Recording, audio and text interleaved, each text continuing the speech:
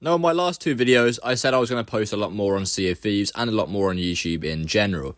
Well, my last two videos, one was 42 days ago, and most recent was 28 days ago.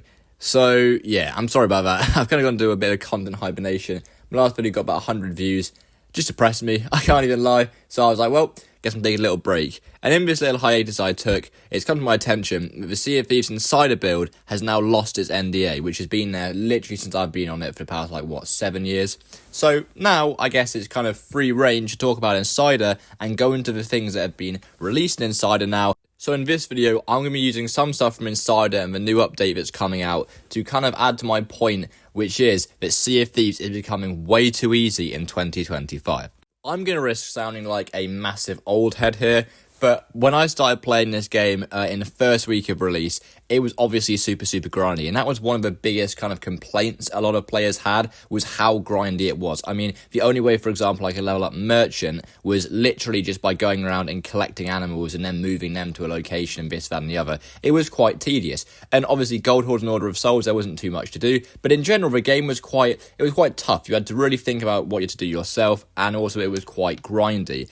Now they've done two things in kind of a real two-punch knockout kind of thing. The first one they've done is they've made the voyages so much easier in the most recent update, and the one before that. They've added skeletons that, help you find treasure, skeletons that dig the treasure up, skeletons that, move the things back to your ship. And obviously now it's much easier to do a voyage. It's so much faster to do a voyage. It really holds your hand more, especially with these skeletons. I mean, I remember how tough dig voyages used back in the day for the gold hoarders, and that was one of the main ways, you'd have to get gold and get gold hoarder loot, was by going to a big island like Old Faithful Isle, getting a X marks spot voyage on there was absolutely horrendous. It was so tedious. But obviously now it's so much easier with these skeletons just helping you out and holding your hand massively, as well as the game kind of giving you much more direction of where to go on things.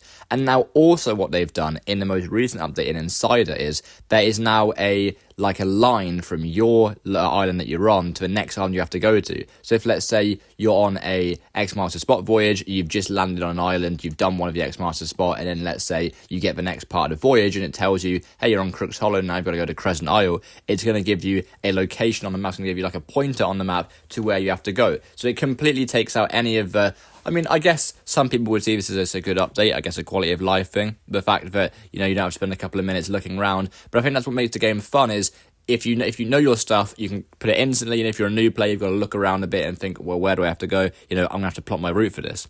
But one of the biggest things, which is quite annoying with this new Smugglers update, is the value of the new items. Now, to be fair, it may change, so this may change when the update comes out fully, but the value that you are getting from these new items and these new smuggler voyages are absolutely ridiculous. So there's this one crate of golden rum, which sells for 33,000, which is absolutely ludicrous, and the majority of the new items also have very high values. Now, it'd be fair enough if this was like a chest of fortune kind of thing, extremely rare, extremely hard to get, and that's why it's worth so much money.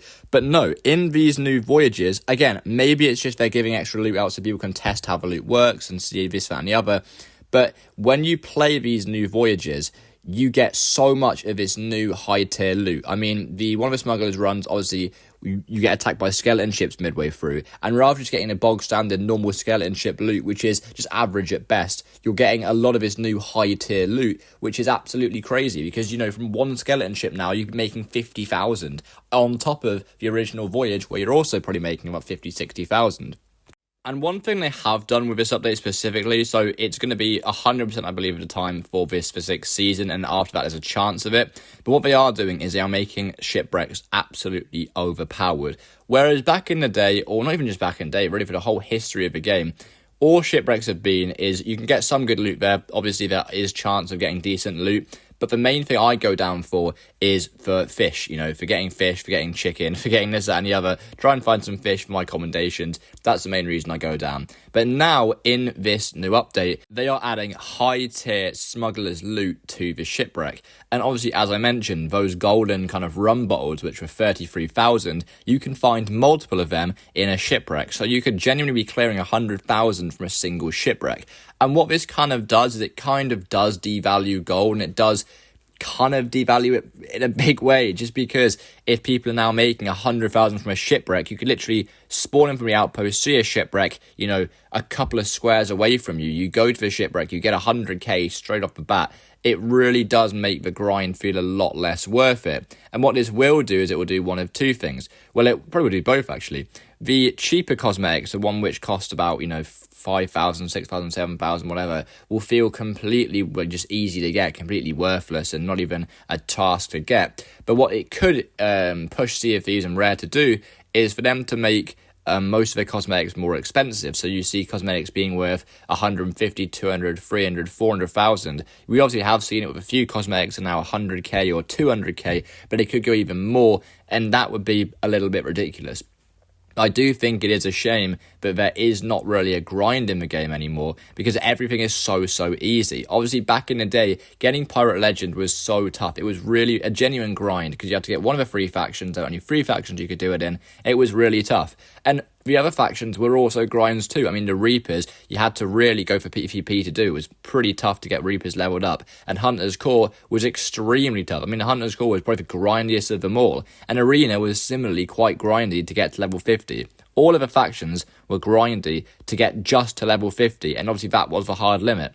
Then, of course, they did increase it to level 75, which I think was a good change, because it meant that, if you were a player who'd already hit level 50, then it just meant you had a little bit of extra stuff to do. But now, obviously, all the factions go to level 500, and all of them are so much easier to level up, like ridiculously so. So a new player can get level 50 in a faction so easily, and it kind of does just really negate, in my opinion, all of the hard work that a lot of players would have done back in the day. The one faction that suffered the worst, I think, from this was the Athena's Fortune faction. I mean, this was like notoriously, ludicrously grindy. I think I was only level 15 or so on it, and it was, I think, level 30 max. It was so grindy before they obviously increased that to, have extra levels and make it so much easier to level up.